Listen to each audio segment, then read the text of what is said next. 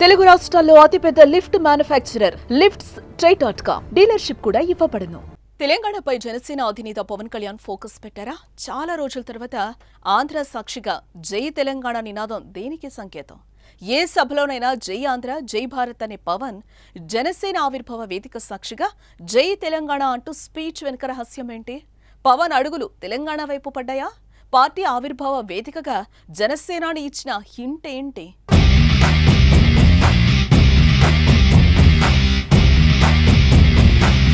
జనసేన అధినేత పవన్ కళ్యాణ్ ఈ పేరు ఇప్పుడు దేశ రాజకీయాల్లో క్రియాశీలకంగా మారింది. సభ ఏదైనా, సందర్భం ఎలా ఉన్నా పవన్ కనిపించాడంటే దేశ ప్రధాని సైతం ఆగి పలకరించాల్సిందే. తొలుత జనసేన పార్టీ స్థాపించినప్పుడు పవన్ను ఎన్నో నోళ్లు ఎగతాళి చేశాయి, మరెన్నో వేళ్లు అవహేళన చేసి ఎత్తి చూపాయి. కానీ తాను అనుకున్న సిద్ధాంతం ముందు అవి ఏమీ పవన్ను టచ్ చేయలేకపోయాయి. సీన్ కట్ చేస్తే దేశ రాజకీయాల్లో పవన్ ఇప్పుడు ఓ బ్రాండ్గా నిలిచారు.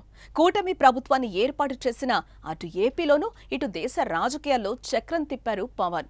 మరోపక్క ఏపీ డిప్యూటీ సీఎంగా పనిచేస్తూనే కేంద్రంలోని బీజేపీ ప్రభుత్వంతో సన్నిహితంగా మెలుగుతున్నారు. అంతా సాఫీగానే సాగుతుందనుకుంటున్న తరుణంలో ఇప్పుడు పవన్ కన్ను తెలంగాణ వైపు పడింది. దీనికి నిదర్శనం జనసేన 12వ ఆవిర్భావ వేదికే సాక్ష్యం.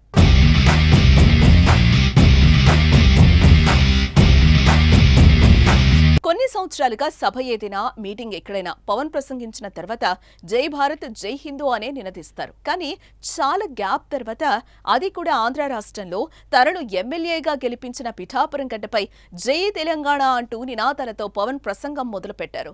దీనికి జనసేన 12వ ఆవిర్భావ సభ వేదికగా నిలిచింది.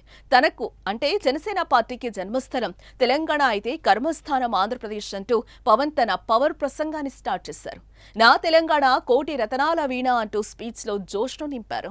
కరెంటు షాక్ కొట్టి చావు బతుకుల్లో ఉంటే కొండగట్టు అంజన్న ప్రాణం పోశాడంటూ తనకు తెలంగాణపై ఉన్న మమకారాన్ని చాటుకున్నారు పవన్.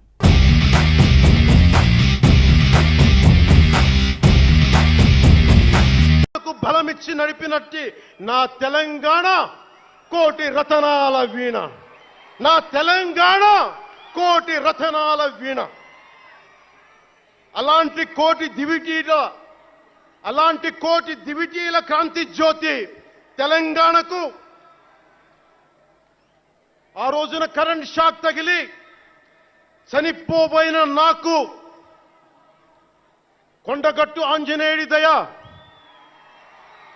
తెలంగాణ అన్నదమ్ముల దీవెన, నన్ను ప్రేమించే ప్రజలందరి దీవెన నాకు పునర్జన్మనిచ్చింది తెలంగాణ భూమి.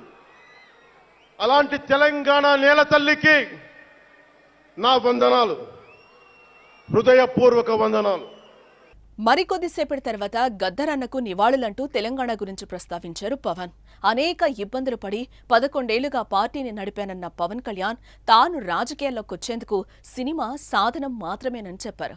ఖుషీ సినిమా చూసి గద్దర్ తనను ఎంతగానో ప్రోత్సహించారని గుర్తు చేసుకున్నారు.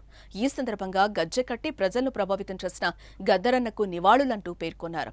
ఇలా మరోసారి సభావేదికపై తెలంగాణ ప్రస్తావాన్ని తీసుకొచ్చారు జనసేనాని.